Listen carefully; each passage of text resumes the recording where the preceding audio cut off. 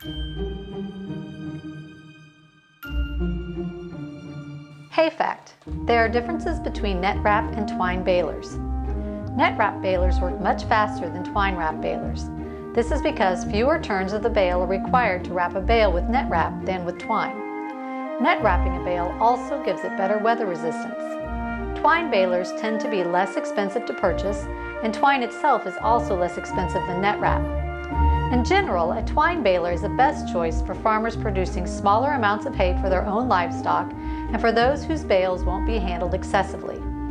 For hay producers who need to consider the marketability of their product, who handle and transport bales more often than normal, or who have many bales to produce in a limited amount of time, a net wrap baler is likely the best choice.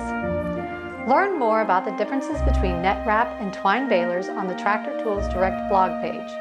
Also, join us to talk about these balers on the Tractor Tools Direct discussion forum on Facebook.